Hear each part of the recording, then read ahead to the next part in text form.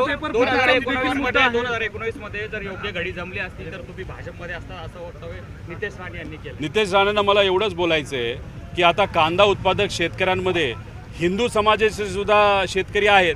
आता का बिळात जाऊन बसलाय? जरा बिळाच्या बाहेर आहे. आज इथल्या शेतकऱ्याला काय मदत करायची नाही का? एखादा धार्मिक विषय त्यात सुद्धा ध्रुवीकरण करून फायदा करण्याची वेळ येते तेव्हा मात्र नाचायला तुम्ही त्या ठिकाणी येता. इथं मात्र आमचा शेतकरी अडचणीत असताना, महिलांवर अत्याचार होत असताना, हिंदू महिला आणि सर्व जाती धर्माच्या महिलांवर अत्याचार होताना तुम्ही गप्प बसता. छत्रपती शिवाजी महाराजांचा अवमान तो बोंधू बाबा बागेश्वर तिथं करतो, तुम्ही गप्प बसता. तिथं डॉक्टर बाबासाहेब आंबेडकरांचा अवमान तिथं केला जातो, महात्मा फुलेंचा अवमान केला जातो, तेव्हा तुम्ही गप्प बसता. आणि तुम्हाला वरच्या एका नेत्याने सांगितल्यानंतर मात्र तुम्ही तमाशा त्या ठिकाणी करता.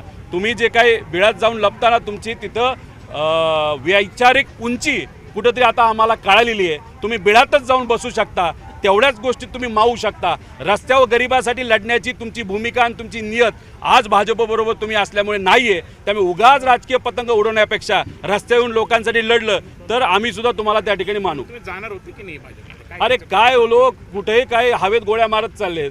आता जो माणूस बोलतोय तो पूर्वी काँग्रेसमध्ये होता तेव्हा वेगळं काहीतरी बोलायचा, आता भाजपमध्ये गेल्यानंतर वेगळं काहीतरी बोलायला लागला. जो माणूस भूमिका, विचार आणि पक्ष कपड्यासारखे बदलतो त्याबद्दल, त्यांच्या भूमिकेबद्दल नाही तर त्यांच्या जे काय बोललं जातं तेव्हा किती विश्वास ठेवणार? ह्याच्यापूर्वी सावरकरांच्या विरोधात ते बोलले होते ना, मग आता वेगळं बोलतात.